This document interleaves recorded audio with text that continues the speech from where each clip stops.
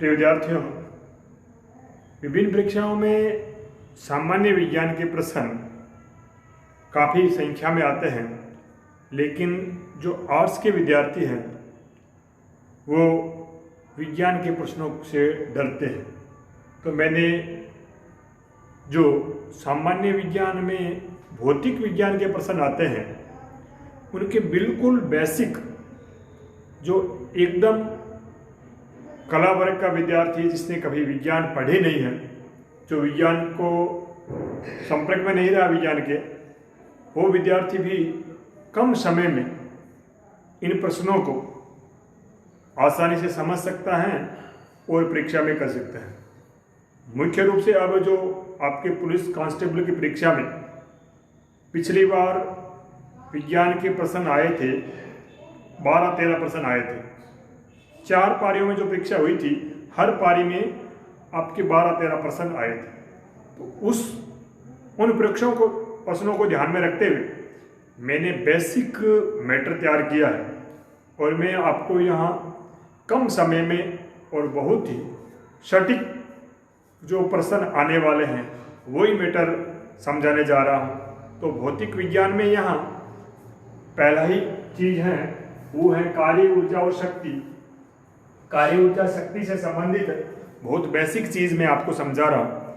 कार्य की परिभाषा, कार्य क्या है? देखो, परिभाषा आप समझोगे परिभाषा हमारा क्या काम है, लेकिन आपके जो पेपर हैं, पिछले पेपर हैं पुलिस के, उसमें परिभाषाएं पूछी गई है।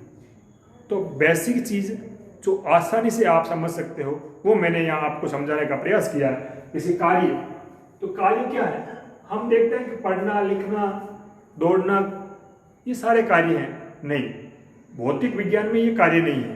कार्य की परिभाषा भौतिक विज्ञान में यह है कि किसी वस्तु पर लगाए गए बल और बल की दिशा में वस्तु का विस्थापन, ये कार्य होता है।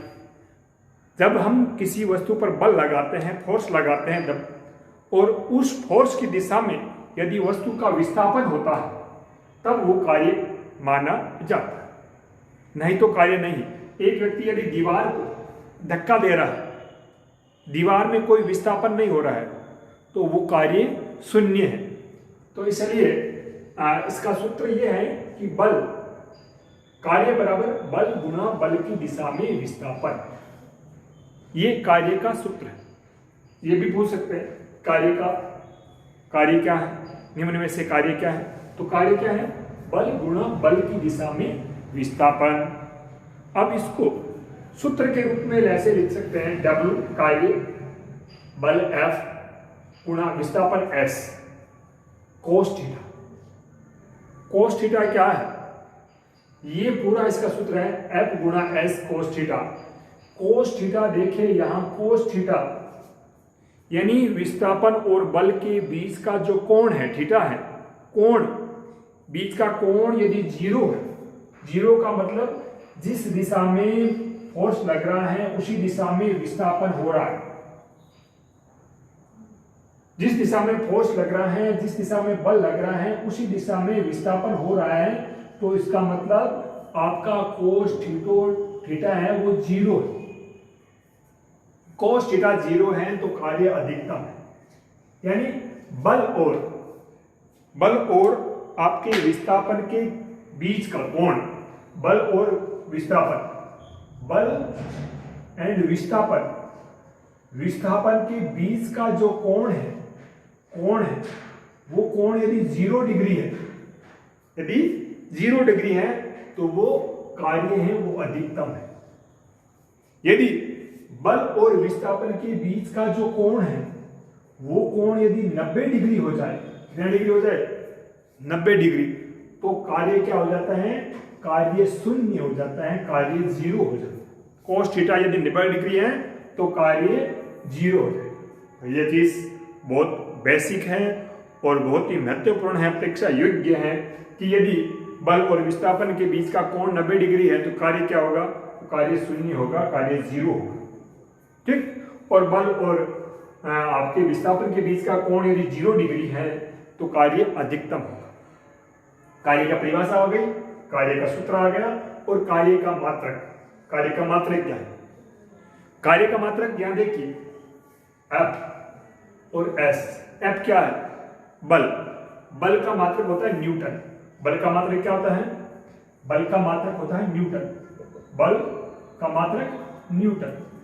और S विस्थापन, विस्थापन, विस्थापन का मात्रक होता है मीटर। मीटर। तो इसका मात्रक क्या हो गया? कार्य का मात्रक न्यूटन मीटर। क्या हो गया? Newton metre. अब इस कार्य के मात्रक को, न्यूटन मीटर को, इस संबंध में काम करने वाले वैज्ञानिक के नाम पर इसका नाम दे दिया, मात्रक का नाम जूल। क्या नाम दे दिया? जूल। तो अब दोनों ही मात्रक है। परीक्षा में आए तो कार्य का मात्रक जूल भी है और कार्य का मात्रक न्यूटन मीटर भी है। तो ये कार्य के संबंध में तीन चीजें आपको ध्यान में रखनी है। एक परिभाषा, एक इसका सूत्र और एक इसका मात्रक। पर्याप्त है। इससे ज्यादा पूछेंगे तो आपको याद नहीं होगा, आपको समझ में नहीं आएगा, और इससे कम आपको याद करना नहीं। अगला चीज लेते हैं शक्ति। शक्ति क्या है? कार्य करने की दर। कार्य करने की दर। इकाई समय में जो कार्य होता है, इकाई समय में, इकाई समय में जो कार्य किया जाता है, इकाई समय में किया गया कार्य, किया गया कार्य, यानी कार्य की दर, उसको क्या कहते हैं? शक्ति कहते हैं। ये परिभाषा हो गई। शक्ति क्या है? कार्य करने की दर है, यानी इकाई समय में किया गया कार्य शक्ति है। इसका सूत्र होता है P बराबर W बटा T। P क्या है? P शक्ति है। W क्या है? कार्य है, बटा T यानी समय है। समझ रहे हो? शक्ति क्या है? शक्ति बराबर कार्य बटा समय। शक्ति बराबर कार्य बटा समय। शक्ति बराबर कार्य बटा समय। W बटा T हो गया। इसका परिभाषा हो गई, इसका मात्रक, इसका सूत्र हो गया। और अब इसका मात्रक। शक्ति का मात्रक होता है वाट। क्या होता है? वाट। और ऐसे देखें तो कार्य का मात्रक क्या होता है? जूल। और समय का मात्रक, समय के मात्रक की इकाई है सब सेकंड। क्या है? सेकंड। तो जूल प्रति सेकंड। तो ये शक्ति के दो मात्रक हो गए, या तो उसको वाट कहो या जूल प्रति सेकंड कहो, दोनों ही शक्ति के मात्रक है। तो ये आपको तीन चीज शक्ति में याद रखनी है। शक्ति की परिभाषा क्या है? कार्य करने की दर को शक्ति कहते हैं। शक्ति का सूत्र क्या है? शक्ति बराबर कार्य बटा समय, W बटा T। और मात्रक क्या है? मात्रक वाट, या इसको जूल प्रति सेकंड कहते हैं। अब आप देखते हैं मोटर मशीनें होती हैं, उस मशीनों की जो शक्ति होती है उसको किस में मापते हैं? हॉर्स पावर में मापते हैं कि जो कुएं की मोटर है वो कितने हॉर्स पावर की है, हमारे चक्की की मोटर है वो कितने हॉर्स पावर की है, हमारे पानी खींचने वाली जो मोटर है वो कितने हॉर्स पावर की है। तो हॉर्स पावर एक मशीनों की शक्ति मापने का एक मात्रक है। अब ये प्रश्न आता है, बार बार परीक्षा में आता है कि एक हॉर्स पावर बराबर कितने वाट होता है। तो ये आपको याद रखना है कि अश्व शक्ति है, हॉर्स पावर है अश्व शक्ति, इस ये जो मशीनों की शक्ति मापने का मात्रक है। तो एक हॉर्स पावर बराबर, एक अश्व शक्ति बराबर 746 वाट होता है। ये आपको पक्का याद रखना है। एक हॉर्स पावर बराबर 746 वाट, 746 वाट, ये याद रखना है। एक इसमें और आता है कि किलोवाट घंटा, किलोवाट घंटा बराबर कितने जूल होते हैं। किलोवाट घंटा बराबर कितने जूल होते हैं? आपको पता है किलो में कितने होते हैं? किलोवाट मतलब 1000 वाट हो गए। एक घंटे में सेकंड कितने होते हैं? 3600 सेकंड हो गए। दोनों को गुणा किया तो ये 36, 1 2 3 4 5 0, 36 और 5 0 इतने जूल होते हैं। किसमें? 1 किलोवाट घंटा। इसको ऐसे भी लिखते हैं कि 1 किलोवाट घंटा में 3.6 इंटू 10 की घात 6 जूल होते हैं। ये आपको याद रखना है कि 1 किलोवाट घंटा में कितने जूल होते हैं। तो ये परीक्षा उपयोगी प्रश्न है, परीक्षा में आता है, बार बार आता है। तो 3.6 × 10 की घात 6 जूल, ये हुआ आपका शक्ति। अब अगला पार्ट है वो है आपका ऊर्जा। क्या है? ऊर्जा। ऊर्जा ऊर्जा क्या है? ऊर्जा कार्य ही है। ऊर्जा क्या है?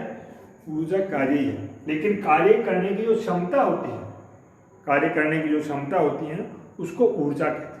और ऊर्जा में कोई फर्क नहीं है, जो क्षमता है कार्य करने की वो ऊर्जा है। ये उसकी ऊर्जा की परिभाषा है। क्या है? कार्य करने की क्षमता को ऊर्जा कहते हैं। ठीक है, इसलिए इसका कोई सूत्र नहीं है, कार्य ही ऊर्जा है, लेकिन कार्य करने की क्षमता ऊर्जा है। मात्रक क्या है? मात्रक जो कार्य का मात्रक है वही इसका मात्रक है। कार्य का मात्रक क्या है? जूल। तो इसका मात्रक, ऊर्जा का मात्रक भी जूल। कई बार पूछते हैं ऐसी दो राशियों के नाम बताइए जिनका मात्रक जूल है, तो ये आपका कार्य और ऊर्जा, इन दोनों का मात्रक जूल है। ऊर्जा, एनर्जी दो प्रकार की होती है, एक गतिज ऊर्जा और एक स्थितिज ऊर्जा। ये आपको ध्यान में रखना होता है, पिछली परीक्षाओं में पूछा गया है, इनकी परिभाषा ही पूछी गई है। गतिज ऊर्जा क्या है, स्थितिज ऊर्जा क्या है, इनकी ऐसी परिभाषा पूछी गई है। तो ऊर्जा दो प्रकार की होती है, एक गतिज ऊर्जा, एक स्थितिज ऊर्जा। गतिज ऊर्जा क्या है? वस्तु की गति के कारण जो कार्य करने की क्षमता होती है उसको गतिज ऊर्जा कहते हैं। किसी वस्तु में गति के कारण जो कार्य करने की क्षमता है वो गतिज ऊर्जा है। जैसे पानी बह रहा है, बहता हुआ पानी, उसमें गति है। ठीक है, और आप जैसे ठोकर मारते हुए बॉल की, वो बॉल जब किसी आगे वाली बॉल के टकराती है तो उसको भी आगे गतिमान कर देती है। तो उस बॉल की गति के कारण जो उसमें ऊर्जा है वो गतिज ऊर्जा है। तो गति के कारण जो ऊर्जा होती है वो गतिज ऊर्जा होती है। और गतिज ऊर्जा का जो सूत्र है ये आप थोड़ा सी ध्यान रख लेना, इसको काइनेटिक एनर्जी कहते हैं। ये होता है 1/2 mv²। m क्या है? m तो होता है द्रव्यमान होता है, वस्तु का द्रव्यमान होता है। तो v क्या होता है? v वेग। इसको थोड़ा आगे और एक्सप्लेन करेंगे, इससे जो प्रश्न इसके आते हैं उनको हम एक्सप्लेन करेंगे। m और इस सूत्र पर प्रश्न आते हैं कई बार कि यदि द्रव्यमान दुगुना कर दिया जाए तो गतिज ऊर्जा में वृद्धि कितनी होगी? तो द्रव्यमान दुगुना करने से गतिज ऊर्जा भी दुगुनी हो जाएगी, क्योंकि ये m एक ही है, m यहां एक ही है। द्रव्यमान को आधा कर दिया जाए तो गतिज ऊर्जा कितनी होगी? गतिज ऊर्जा आधी हो जाएगी। द्रव्यमान के साथ तो सीधा संबंध है, दुगुना कर दिया तो दुगुनी हो जाएगी, आधा कर दिया तो आधी हो जाएगी, तिगुना कर दिया तो तिगुनी हो जाएगी, 1/3 कर दिया तो 1/3 हो जाएगी। लेकिन वेग वाला आपको ध्यान में रखना है, यहाँ v के स्क्वायर है, v के क्या लगा हुआ है? स्क्वायर है, यानी v का वर्ग है। तो ये वर्ग में बढ़ेगी और वर्ग में ही घटेगी, वर्ग में बढ़ेगी और वर्ग में ही घटेगी। यदि वेग को दुगुना कर दिया जाए, किसको? वेग को दुगुना कर दिया जाए तो ऊर्जा कितनी बढ़ जाएगी? 2 का स्क्वायर कितना होता है? 2 का स्क्वायर कितना होता है? 2 का स्क्वायर 4 होता है, तो 4 गुना बढ़ जाएगा। 2 का स्क्वायर 4 होता है तो वो गतिज ऊर्जा 4 गुना बढ़ जाएगी। लेकिन इसको आधा कर दिया जाए तो आधे का स्क्वायर कितना होता है? आधा का स्क्वायर 1/4 होता है। यदि आधा कर दिया जाए तो गतिज ऊर्जा 1/4 हो जाती है। ये ध्यान रखना है। ये प्रश्न पूछते हैं कि किसी गतिज ऊर्जा में किसी वस्तु की गति के वेग को दुगुना कर दिया जाए तो उसकी गतिज ऊर्जा कितनी बढ़ेगी? दुगुना कर दिया जाए गतिज ऊर्जा 4 गुना बढ़ जाएगी। उसके वेग को आधा कर दिया जाए तो गतिज ऊर्जा 1/4 हो जाएगी। ये ध्यान रखना है। अब स्थितिज ऊर्जा, स्थिति क्या है? स्थितिज ऊर्जा क्या है? स्थितिज ऊर्जा है किसी वस्तु की अवस्था, किसी वस्तु में उसकी अवस्था और स्थिति। वस्तु की अवस्था और स्थिति के कारण जो ऊर्जा होती है, कार्य करने की जो क्षमता होती है, उसको स्थितिज ऊर्जा कहते हैं। स्थिति ऊर्जा किसको कहते हैं? वस्तु की स्थिति और अवस्था के कारण जो कार्य करने की क्षमता होती है उसको स्थितिज ऊर्जा कहते हैं। अवस्था, अब एक देखिए, एक जो कमानी है, स्प्रिंग है, उस स्प्रिंग को हम खींच के रख देते हैं, खींचते हैं, वापस उसको छोड़ते हैं तो उसमें एक क्षमता आ जाती है, तो वो क्षमता है, वो स्थिति के कारण है उसकी, उसको स्थितिज ऊर्जा कहते हैं। अभी मैंने जो उदाहरण दिया पानी वाला, एक डैम है, डैम जिसमें पानी रोकते हैं, पानी रोकने वाला जो डैम है, उस पानी को जब छोड़ते हैं तो उसमें एक ऊर्जा होती है, वो उसकी स्थिति के कारण होती है। जब विद्युत उत्पन्न की जाती है पानी से, तो वो उस पानी की स्थितिज ऊर्जा के कारण विद्युत उत्पन्न होती है। तो ये स्थिति और अवस्था के कारण जो वस्तु में ऊर्जा होती है, उसको कार्य करने की जो क्षमता होती है, उसको स्थितिज ऊर्जा। और स्थितिज ऊर्जा का जो सूत्र है, ये mgh। m क्या है? द्रव्यमान है। g क्या है? g गुरुत्वीय त्वरण है। और h क्या है? h ऊंचाई है, हाइट। ठीक है, तो ये चीज मैंने आपको बेसिक चीज इसको समझाई, कार्य ऊर्जा और शक्ति की। इनमें से यदि आपने ढंग से इनको दोहरान कर लिया, अब मैं और थोड़ा बताऊंगा कि उसमें किस प्रकार कौन सी ऊर्जा किस में चेंज होती है, ये मैं आपको बताऊंगा। अब इसमें क्या ऊर्जा के कुछ रूपांतर हैं, ये आपके परीक्षा के उपयोगी है। जैसे कौन से उपकरण है वो किस ऊर्जा को किस ऊर्जा में रूपांतरित करता है, तो ये उदाहरण आपके परीक्षा उपयोगी है, उनको याद करना। सौर सेल, जो सौर सेल होता है वो आपकी जो प्रकाश की ऊर्जा होती है, सूर्य के जो प्रकाश की ऊर्जा है, उसको विद्युत ऊर्जा में बदलता है। इसी प्रकार डायनामो, जो गाड़ियों में जो डायनामो होता है, वो डायनामो क्या करता है, वो जो यांत्रिक ऊर्जा होती है, उसमें शाफ्ट लगी होती है, वो जो उस डायनामो में जो यांत्रिक ऊर्जा, जो गतिज ऊर्जा होती है इंजन के कारण, उसको किस में चेंज करता है? विद्युत ऊर्जा में चेंज करता है। इसी प्रकार विद्युत मोटर, जो मोटर है, वो मोटर से क्या होता है? कार्य होता है, यांत्रिक कार्य होता है, तो वो विद्युत ऊर्जा को यांत्रिक ऊर्जा में चेंज करती है। ऐसे ही माइक्रोफोन कौन सा? माइक्रोफोन, जिसमें हम बोलते हैं, वो माइक्रोफोन है। वो माइक्रोफोन क्या करता है? पहले हमारी ध्वनि ऊर्जा को किसमें चेंज कर देता है? विद्युत ऊर्जा में चेंज कर देता है। फिर माइक्रोफोन से आगे लाउड स्पीकर होता है, वो लाउड स्पीकर वापस इस ध्वनि विद्युत ऊर्जा को ध्वनि ऊर्जा में चेंज कर देता है। इसी प्रकार सितार या जो भी ध्वनि के जो वाद्य यंत्र है, वो वाद्य यंत्र क्या करते हैं? हम उनको बजाते हैं तो उसमें यांत्रिक ऊर्जा काम में आती है, और इस यांत्रिक ऊर्जा को वो ध्वनि उत्पन्न करते हैं, ध्वनि ऊर्जा में परिवर्तित करते हैं। ऐसे ही आपके विद्युत से चलने वाले हीटर हैं, बल्ब हैं, ट्यूबलाइट है, ये क्या करते हैं? ये विद्युत ऊर्जा को, एक तो आपके बल्ब है तो प्रकाश देगा, और प्रकाश के साथ में बल्ब गर्म भी होता है, तो वो गर्म होने वाली क्या ऊर्जा होती है? ऊष्मा ऊर्जा। तो ये बल्ब, हीटर, ये विद्युत ऊर्जा को प्रकाश और ऊष्मा ऊर्जा में परिवर्तित करते हैं। मोमबत्ती का जल, मोमबत्ती क्या करती है? जलती तो प्रकाश करती है, तो इसमें रासायनिक ऊर्जा होती है। मोमबत्ती क्या है? रासायनिक पदार्थ है मोम। वो रासायनिक पदार्थ जलने से आपका प्रकाश और ऊष्मा उत्पन्न होती है, तो ये रासायनिक ऊर्जा को प्रकाश और ऊष्मा ऊर्जा में परिवर्तित करती है। इसी प्रकार विद्युत सेल होते हैं, बैटरी के सेल होते हैं, वो क्या करते हैं? उसमें रासायनिक पदार्थ होते हैं, और उस रासायनिक पदार्थ को वो विद्युत ऊर्जा में चेंज करते हैं, रासायनिक ऊर्जा को विद्युत ऊर्जा में चेंज करते हैं। तो ये कुछ उपकरण हैं जो ऊर्जा को रूपांतरित करते हैं।